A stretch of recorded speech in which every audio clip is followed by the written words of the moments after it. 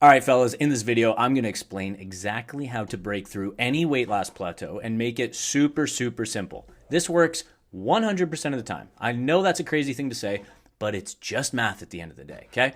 We are going to get there in a second. I'm going to try and make this video as quick as possible. But before I actually tell you how to break through a weight loss plateau, you need to understand if you're even in a plateau in the first place, which requires understanding what the heck is a plateau. Most people get this wrong, okay? Most people, they weigh in 3, 4, 5, even 6 days in a row, scale's flat, maybe even going up a bit. And they're like, bro, this is insane bananas. I'm going to lose my mind. I'm in a horrible weight loss plateau. That's not real. Doesn't exist. Fake news, okay? Here's how to assess a plateau. I'm going to make this very, very simple. Assessing a plateau, in my opinion, in my professional coaching practice, this is how I do it with clients when I'm assessing their scale weight week to week, okay? 7 to 14 day time horizon. So 7 days and under, that I don't care if your scale's flat or even going up. 7 to 14 days, cool. Let's look at that gap of time. When we look at that gap of time, what is the scale doing? If we don't have a new all-time low in 14 days, okay, in a 14-day time horizon, then I look at photos. This is very, very key. And if photos aren't showing any change in the last 14 plus days, then we go, hey, we're in a legitimate plateau. We need to change something, okay? That is very, very important, okay? Most people, they will actually make all-time lows, slow but steady, and they will just say they're in a plateau. It's not actually true. Now, do you want to speed up fat loss? That's a totally different thing. Do you want to speed up the process? You can do that. You can adjust things if you want to do that, but you're not in a plateau, so don't call it a plateau. A plateau is when 7 to 14 days or more, you are flat on the scale and not getting an all-time low. That's it, okay?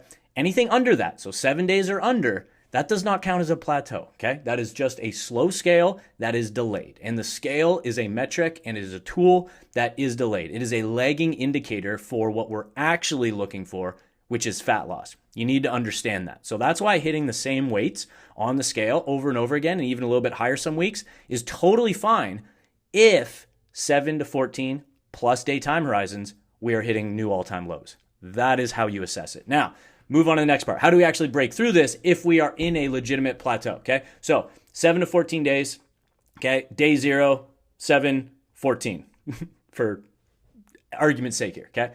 Here's actually how to break through that, okay? Scale's the same. You haven't hit a new all-time low. What I want you to understand is, everyone gets this, right? Everyone's been yelling about calorie deficits forever. I'm sure you understand that.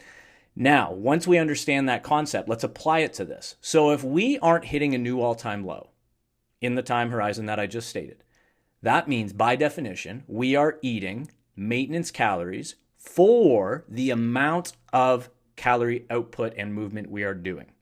Okay, this is important to understand. So you have total daily energy expenditure, TDEE, right? That's everything as far as total energy output that our body uses day to day.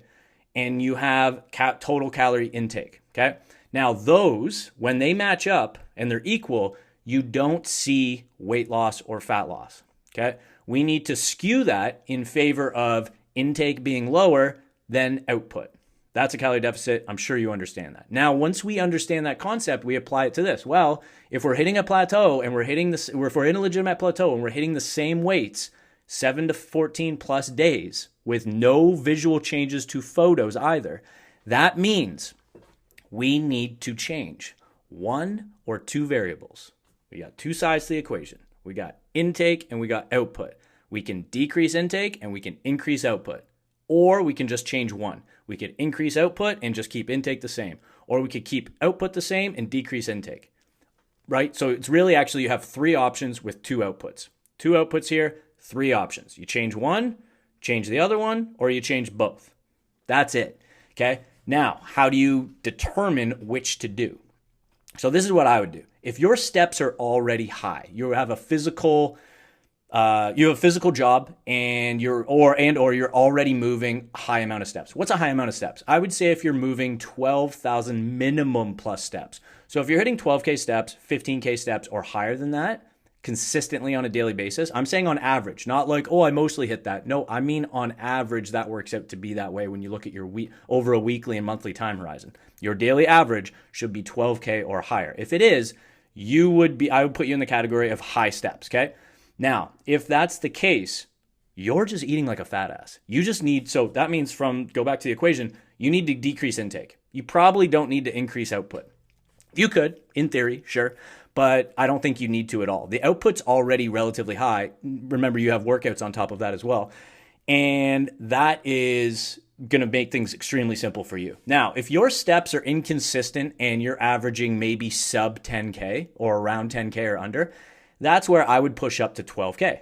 Add 2,000+ per day on average to your step count. You do that, and you're going to now take that equation and you've just jacked up output, but you haven't even changed intake, okay? That's an option you have there. Now, the other option, if you, like I said, if you're already, actually, I should say this. I guess if you're shitting the bed on both, because we already went through the first two options, right? If you're shitting the bed on both as far as like intake sloppy, output's inconsistent, then you should change both. You should get consistent with intake, dial that in through figuring out what calories you need to eat. I can help you out with that if you want to DM me on Instagram at I am Tim Walcott. Happy to do that for free. I do that for people all the time.